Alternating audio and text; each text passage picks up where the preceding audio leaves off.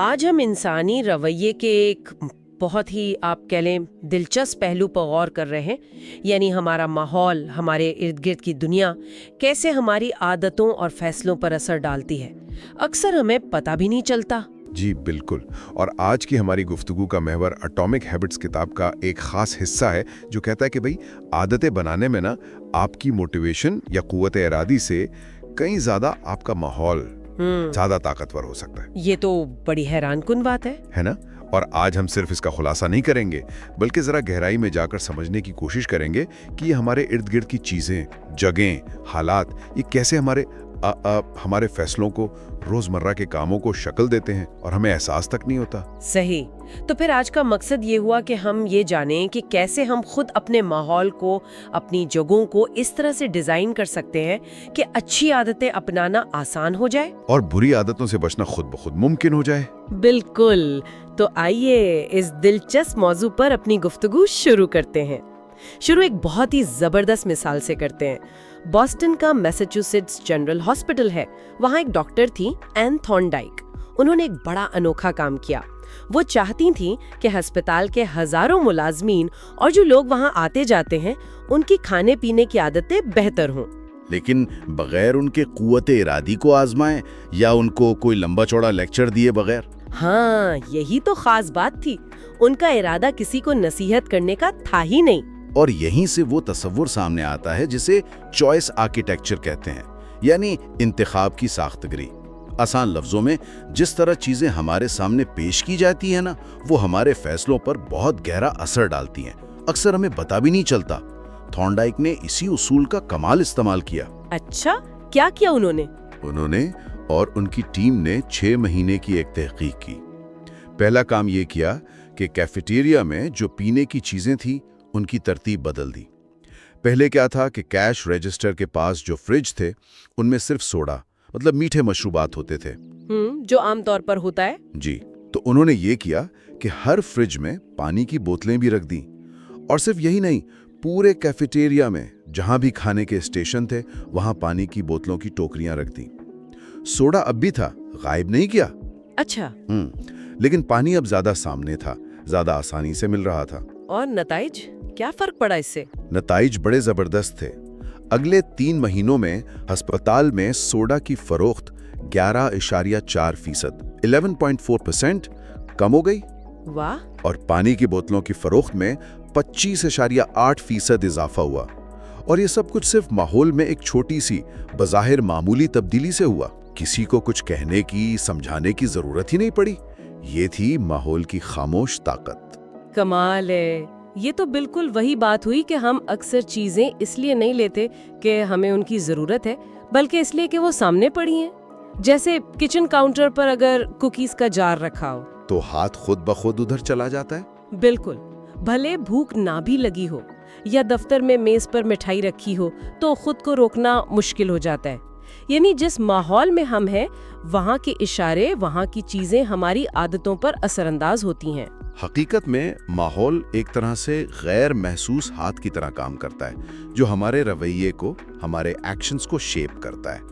ہم خود کو کتنا ہی منفرد کیوں نہ سمجھے، کچھ خاص حالات میں ہم سب کا رویہ ملتا جلتا ہو جاتا ہے۔ جیسے عبادت گاہ میں لوگ خود بخود دھیمی آواز میں بات کرنے لگتے ہیں، یا کسی اندھیری سنسان گلی سے گزر رہے ہوں تو قدم خود بخود تیز ہو جاتے ہیں۔ یعنی تبدیلی اکثر اندر سے نہیں آتی، باہر سے آتی ہے۔ ماحول ہمیں بدلتا ہے۔ ہر عادت کا تعلق کسی نہ کسی سیاق و سباق، کسی کانٹیکسٹ سے ہوتا ہے۔ اور یہ خیال کوئی نیا بھی نہیں ہے۔ ایک ماہر نفسیات تھے کرٹ لیون، انہوں نے 1936 میں ایک بنیادی سی مساوات دی تھی، B=FPE۔ B=FPE، اس کا کیا مطلب ہوا؟ یعنی بیہیویئر، رویہ جو ہے وہ فنکشن ہے پرسن، فرد کا، اس کے انوائرمنٹ، ماحول میں۔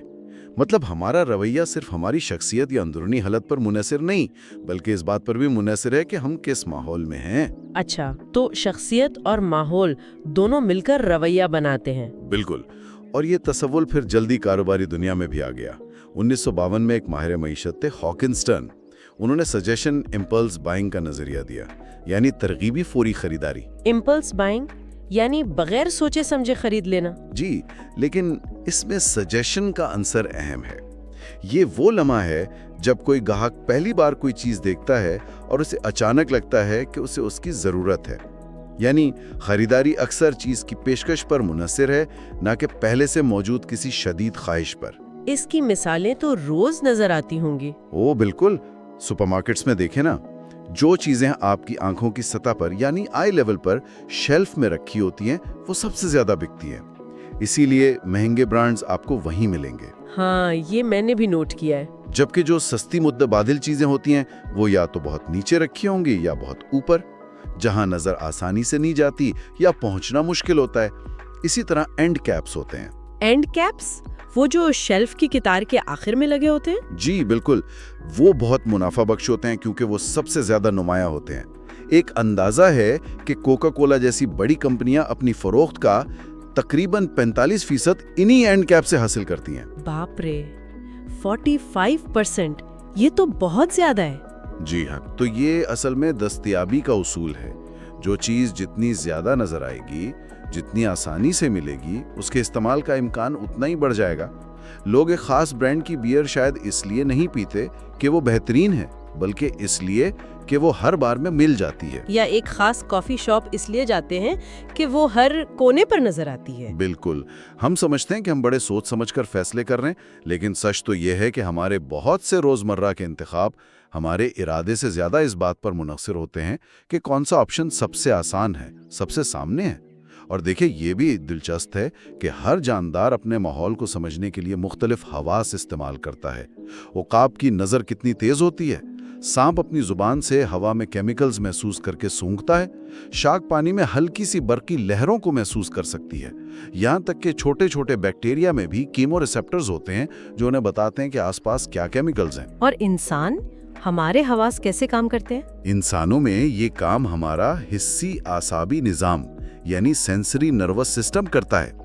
ہم بنیادی طور پر تو 5 حصوں سے دنیا کو محسوس کرتے ہیں: دیکھنا، سننا، سونگھنا، چھونا اور چکھنا. لیکن اس کے علاوہ بھی حس کرنے کے طریقے ہیں، کچھ شعوری، کچھ غیر شعوری، جیسے ہوا میں نمی یا درجہ حرارت میں تبدیلی محسوس کرنا، یا توازن برقرار رکھنا. جی، اور ہمارا جسم اندرونی تبدیلیوں کو بھی محسوس کرتا ہے، جیسے خون میں نمکیات کا لیول یا پیاس کا احساس. لیکن ان تمام حواس میں کیا کوئی ایک حس زیادہ اہم ہے؟ ہاں، انسانوں کے لیے سب سے غالب حس بصارت ہے، یعنی دیکھنے کی صلاحیت. ایک اندازے کے مطابق انسانی جسم میں تقریباً 11 ملین حسی ریسپٹرز ہیں. ان میں سے 10 ملین صرف دیکھنے کے لیے ہیں. 10 ملین؟ 11 میں سے؟ یہ تو بہت زیادہ ہے. جی ہاں، اور کچھ ماہرین تو یہ بھی کہتے ہیں کہ ہمارے دماغ کے تقریباً آدھے وسائل بصارت کو سمجھنے اور اس پر رد عمل دینے میں خرچ ہوتے ہیں. اچھا، تو اس سب کا نتیجہ کیا نکلا؟ نتیجہ یہ کہ بصری اشارے یعنی ویژول کیوز، وہ چیزیں جو ہم دیکھتے ہیں، وہ ہمارے رویے پر اثر انداز ہونے والے سب سے طاقتور عوامل ہیں. جو ہم دیکھتے ہیں اس میں ذرا سی تبدیلی بھی ہمارے عمل میں بڑی تبدیلی لا سکتی ہے. اسی لیے یہ اتنا اہم ہے کہ ہم ایسے ماحول میں رہیں اور کام کریں جو اچھے مثبت اشاروں سے بھرے ہوں اور منفی اشاروں سے ممکنہ حد تک خالی ہوں. بالکل. لیکن اچھی بات یہ ہے، جیسا آپ نے پہلے بھی اشارہ کیا، کہ ہم صرف ماحول کے رحم و کرم پر نہیں ہیں، ہم اس کے معمار، اس کے ڈیزائنر بھی بن سکتے ہیں، اسے اپنی مرضی کے مطابق ڈھال سکتے ہیں. اس کی ایک بہترین مثال ملتی ہے 1970 کی دہائی کے توانائی بحران کے دوران ہالینڈ میں کی گئی ایک تحقیق سے. ایمسٹرڈیم کے قریب ایک مضافاتی علاقے میں محققین نے دیکھا کہ کچھ گھروں میں بجلی کا استعمال اپنے پڑوسیوں کے مقابلے میں 30% کم تھا. حالانکہ گھروں کا ڈیزائن بھی ایک جیسا تھا، بجلی کی قیمتیں بھی ایک جیسی تھیں. تو پھر فرق کہاں تھا؟ فرق حیران کن طور پر صرف بجلی کے میٹر کی جگہ کا تھا. جن گھروں میں میٹر تہہ خانے میں تھے یعنی نظروں سے اوجھل، وہاں بجلی زیادہ استعمال ہوتی تھی. اور جن گھروں میں نظر آتا تھا، جن گھروں میں میٹر مرکزی ہال وے میں یعنی ایک نمایاں نظر آنے والی جگہ پر لگا تھا، وہاں کے لوگ 30% کم بجلی استعمال کرتے تھے. جب انہیں اپنا استعمال واضح طور پر نظر آ رہا تھا، اسے ٹریک کرنا آسان تھا، تو لوگوں نے غیر شعوری طور پر اپنا رویہ بدل لیا. کمال ہے، یعنی جو چیز نظر آتی ہے وہ ہمارے دھیان میں رہتی ہے. بالکل. یہ اس بات کی طرف اشارہ کرتا ہے کہ ہر عادت ایک اشارے، ایک کیو سے شروع ہوتی ہے، اور جو اشارے زیادہ نمایاں ہوتے ہیں وہ ہماری توجہ زیادہ کھینچتے ہیں. مسئلہ یہ ہے کہ ہمارے رہنے اور کام کرنے کی جگہیں اکثر اس طرح بنی ہوتی ہیں کہ اچھی عادتوں کے اشارے واضح نہیں ہوتے۔ کیسے؟ جیسے گٹار بجانے کی مشق کرنا مشکل ہو جاتا ہے اگر وہ الماری میں بند پڑا ہے۔ روزانہ کتاب پڑھنے کا خیال کم آتا ہے اگر کتابیں کسی کونے میں چھپی ہوئی الماری میں ہوں۔ وٹامنز لینا بھول جانا کتنا آسان ہے اگر وہ کچن کی کسی دراز میں رکھے ہوں۔ جب عادت شروع کرنے والے اشارے چھپے ہوئے ہوں تو انہیں نظر انداز کرنا بہت آسان ہوتا ہے۔ اس کے برعکس اگر ہم اپنی مرضی کی عادت کے اشاروں کو واضح اور نمایاں بنا دیں تو ہم اپنی توجہ اس طرف لا سکتے ہیں۔ وہ ایمسٹرڈیم ایئرپورٹ والی مثال یاد ہے؟ ہاں، وہ مکھی والی۔ جی، 1990 کی دہائی میں ایمسٹرڈیم کے شیپول ایئرپورٹ پر صفائی کے عملے نے ایک چھوٹا سا کام کیا۔ انہوں نے ہر یورینل یعنی پیشاب گاہ کے اندر ایک مکھی کی شکل کا اسٹیکر چپکا دیا۔ اور اس کا نتیجہ؟ نتیجہ یہ ہوا کہ استعمال کرنے والے مرد لاشعوری طور پر اس مکھی کو نشانہ بنانے لگے، جس سے یورینل کے آس پاس صفائی بہت بہتر ہو گئی۔ ایک اندازے کے مطابق ان اسٹیکرز کی وجہ سے باتھ روم کی صفائی کے خرچ میں سالانہ 8% کمی آئی۔ ہے نا دلچسپ؟ میں نے خود بھی یہ اصول آزمایا ہے۔ پہلے میں سیب خرید کر فریج کے سب سے نیچے والے خانے میں رکھ دیتا تھا۔ نظروں سے اوجھل تو بھول جاتے ہوں گے؟ بالکل، اکثر خراب ہو جاتے کیونکہ وہ دکھتے ہی نہیں تھے تو یاد ہی نہیں رہتا تھا کہ کھانے ہیں۔ پھر میں نے ایک سادہ سی تبدیلی کی، ایک بڑا کھلا پیالہ خریدا اور اسے کچن کاؤنٹر پر نمایاں جگہ پر رکھ دیا۔ اب سیب خرید کر اس پیالے میں رکھتا ہوں۔ نتیجہ؟ اب میں تقریباً روز سیب کھاتا ہوں، صرف اس لیے کہ وہ ہر وقت میری نظروں کے سامنے ہوتے ہیں۔ زبردست۔ تو اس علم کی روشنی میں اپنے ماحول کو بہتر بنانے کے لیے کچھ عملی قدم کیا ہو سکتے ہیں؟ بہت سے ہو سکتے ہیں۔ مثلاً اگر روز رات کو دوا لینا یاد رکھنا ہے تو دوا کی شیشی کو باتھ روم کے سنک کے پاس نل کے قریب رکھ دیں، نظر پڑے گی۔ اور اگر گٹار زیادہ بجانا ہے تو اسے کیس میں بند نہ رکھیں بلکہ گٹار سٹینڈ پر لیونگ روم کے بیچ میں رکھ دیں۔ اچھا، اور اگر لوگوں کا شکریہ ادا کرنے کے لیے خط لکھنے کی عادت ڈالنی ہو تو کچھ لفافے اور کاغذ اپنی میز پر سامنے رکھ لیں، یاد دہانی رہے گی۔ اور زیادہ پانی پینے کے لیے صبح اٹھ کر پانی کی چند بوتلیں بھریں اور انہیں گھر میں مختلف نمایاں جگہوں پر رکھ دیں، کچن کاؤنٹر پر، سائڈ ٹیبل پر، کام کی میز پر۔ کلیدی نقطہ یہ ہے کہ اگر آپ کسی عادت کو اپنی زندگی کا اہم حصہ بنانا چاہتے ہیں تو اس کے اشارے کو اپنے ماحول کا اہم حصہ بنائیں۔ جی بالکل، جو رویے سب سے زیادہ پکے ہوتے ہیں نا، ان کے پیچھے اکثر ایک نہیں کئی اشارے ہوتے ہیں۔ جیسے سگریٹ نوشی کی عادت کو کئی چیزیں ٹریگر کر سکتی ہیں، گاڑی چلانا، کسی دوست کو سگریٹ پیتے دیکھنا، کام کا دباؤ۔ تو یہی حکمت عملی اچھی عادتوں کے لیے بھی استعمال کی جا سکتی ہے۔ کیوں نہیں؟ اپنے ارد گرد مثبت اشارے بکھیر دیں، اس سے امکان بڑھ جاتا ہے کہ آپ دن بھر اپنی مطلوبہ عادت کے بارے میں سوچیں۔ کوشش کریں کہ بہترین انتخاب سب سے واضح اور آسان انتخاب بن جائے۔ جب اچھی عادتوں کے اشارے آپ کے سامنے ہوں گے تو بہتر فیصلہ کرنا قدرتی لگے گا۔ اور ماحول کو ڈیزائن کرنے کی طاقت اس بات میں بھی ہے کہ ہم میں سے اکثر لوگ ایسا کرتے ہی نہیں ہیں۔ ہم زیادہ تر دوسروں کے بنائے ہوئے ماحول میں رہتے ہیں۔ ہمارے گھر کا نقشہ، دفتر کا ڈیزائن، شہر کی ترتیب۔ لیکن یہ ضروری نہیں کہ ہم اسے ایسے ہی قبول کر لیں۔ ہم اپنی جگہوں کو، اپنے ماحول کو جان بوجھ کر تبدیل کر سکتے ہیں تاکہ مثبت اشاروں کو فروغ ملے اور منفی اشارے کم ہوں۔ ہمیں اپنے ماحول کا صرف صارف نہیں بننا چاہیے بلکہ اس کا ڈیزائنر بننا چاہیے۔ یہاں ایک اور اہم پہلو بھی آتا ہے۔ وقت گزرنے کے ساتھ ہماری عادتیں صرف ایک خاص اشارے سے نہیں جڑتی بلکہ اس رویے کے ارد گرد کے پورے سیاق و سباق یعنی کانٹیکسٹ سے وابستہ ہو جاتی ہیں۔ یعنی پورا ماحول یا صورتحال ہی اشارہ بن جاتی ہے۔ مثال کے طور پر بہت سے لوگ سماجی محفلوں میں دوستوں کے ساتھ تنہائی کے مقابلے میں کہیں زیادہ پیتے ہیں۔ اب یہاں کوئی ایک چیز محرک نہیں ہے بلکہ پوری صورتحال ہے۔ دوستوں کو آرڈر کرتے دیکھنا، میوزک، بار کا ماحول، یہ سب مل کر پینے کی خواہش کو ابھارتے ہیں۔ سیاق و سباق خود اشارہ بن گیا ہے۔ یہ تو بہت دلچسپ ہے۔ مطلب ہم لاشعوری طور پر اپنی عادتوں کو ان جگہوں سے جوڑ دیتے ہیں جہاں وہ ہوتی ہیں، گھر، دفتر، جم۔ بالکل، ہر جگہ مخصوص عادات اور معمولات سے منسلک ہو جاتی ہے۔ گویا ہمارا رویہ صرف ماحول میں موجود چیزوں سے نہیں بلکہ ان چیزوں سے ہمارے تعلق سے متعین ہوتا ہے۔ اپنے ماحول کو صرف چیزوں کا مجموعہ نہ سمجھیں بلکہ تعلقات کا جال سمجھیں۔ کیا خوب کہا۔ جیسے ایک ہی صوفہ ہے، ایک شخص کے لیے وہ روز رات کو کتاب پڑھنے کی جگہ ہے، دوسرے کے لیے وہی صوفہ ٹی وی دیکھتے ہوئے آئس کریم کھانے کی جگہ ہے۔ اس تعلق کو ہم اپنے فائدے کے لیے کیسے استعمال کر سکتے ہیں؟ ایک تحقیق ہوئی تھی بے خوابی یعنی انسومنیا کے شکار افراد پر۔ انہیں ہدایت دی گئی کہ وہ بستر پر صرف تب جائیں جب انہیں شدید نیند آ رہی ہو۔ اگر لیٹنے کے بعد نیند نہ آئے تو اٹھ کر دوسرے کمرے میں چلے جائیں اور تب تک وہیں رہیں جب تک دوبارہ شدید نیند نہ آئے۔ اچھا۔ آہستہ آہستہ ان افراد نے بستر کے سیاق و سباق کو صرف اور صرف سونے کے عمل سے جوڑ لیا۔ ان کے دماغ نے سیکھ لیا کہ بھئی یہ بستر سونے کے لیے ہے، فون استعمال کرنے، ٹی وی دیکھنے یا پریشان ہونے کے لیے نہیں۔ اس سے انہیں جلد نیند آنے میں مدد ملی۔ تو سیاق و سباق کی یہ طاقت ہمیں ایک بہت کارآمد حکمت عملی سکھاتی ہے۔ نئی عادات کو نئے ماحول میں شروع کرنا اکثر زیادہ آسان ہوتا ہے۔ کیوں؟ کیونکہ نیا ماحول ہمیں ان پرانے غیر محسوس اشاروں اور محرکات سے بچاتا ہے جو ہمیں ہماری موجودہ عادات کی طرف دھکیلتے ہیں۔ کسی نئی جگہ پر جائیں، ایک مختلف کافی شاپ، پارک کا کوئی ایسا بینچ جہاں آپ کم جاتے ہیں، یا اپنے ہی کمرے کا کوئی ایسا کونا جسے آپ کم استعمال کرتے ہیں، اور وہاں ایک نیا معمول بنانے کی کوشش کریں۔ بالکل صحیح۔ جب آپ کسی نئی عادت کو نئے سیاق و سباق سے جوڑتے ہیں تو آپ کو پرانے مقابلہ کرنے والے اشاروں سے لڑنا نہیں پڑتا۔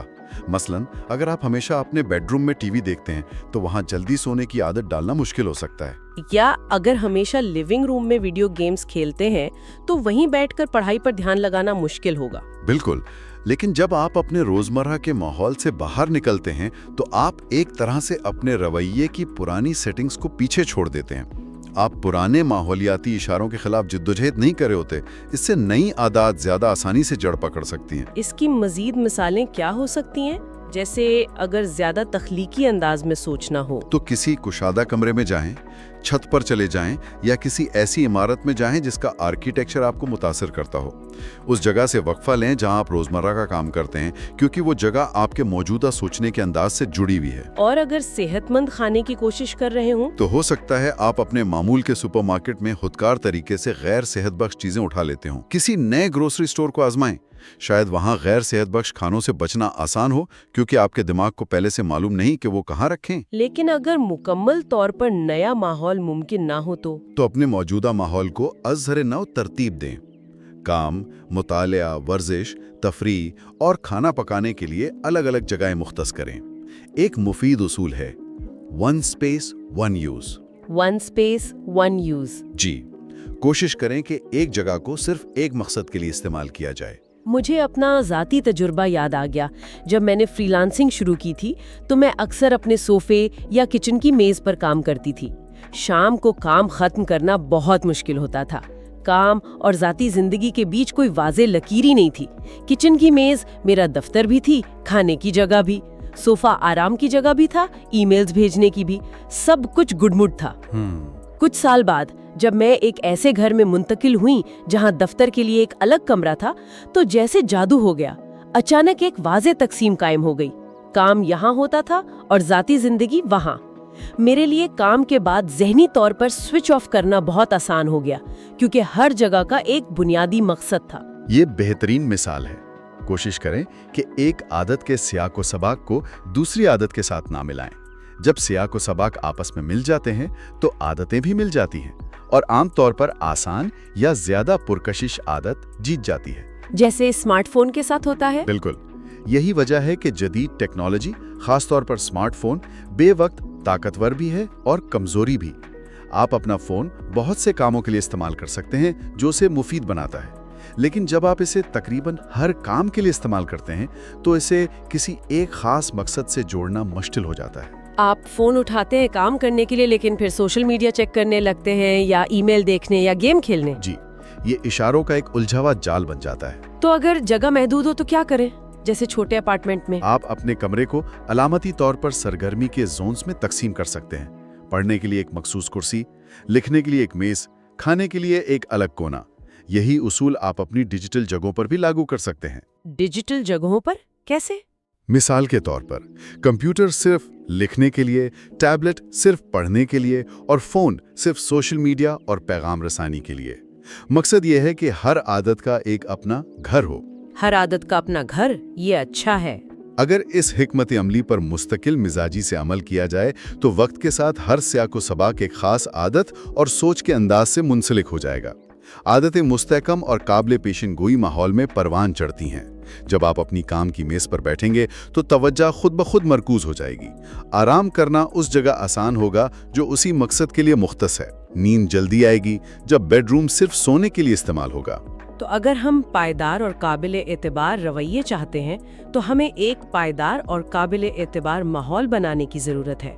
बिल्कुल, एक ऐसा माहौल जहां हर चीज की एक जगह और एक मकसद हो, वहां आदतें आसानी से पनपती हैं। जबरदस्त। तो आइए आज की इस गहरी गुफ्तगू के चंद अहम नुकात को एक बार फिर दोहरा लेते हैं।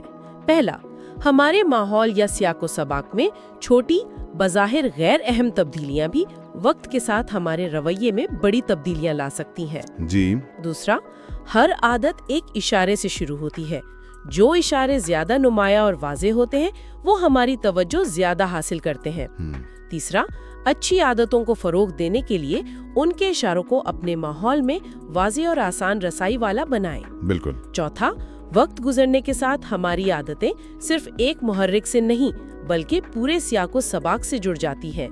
पूरा माहौल ही इशारा बन जाता है। अहम नुक्ता है। और पांचवा, नए माहौल में नई आदत शुरू करना अक्सर ज्यादा आसान होता है क्योंकि वहाँ हमें पुराने मुकाबला करने वाले इशारों का सामना नहीं करना पड़ता। और आखिर में सुनने वालों के लिए एक सवाल छोड़ जाते हैं जिस पर वो गौर कर सकते हैं। आपके माहौल में वो कौन सी एक छोटी सी तब्दीली है जो आप इसी हफ्ते कर सकते हैं ताकि किसी मतलूबा आदत को अपनाना आसान हो जाए या किसी गैर मतलूबा आदत से बचना मुमकिन हो। इसी सोच के साथ हम आज के इस तफसीली गुफ्तगू का इख्तिताम करते हैं।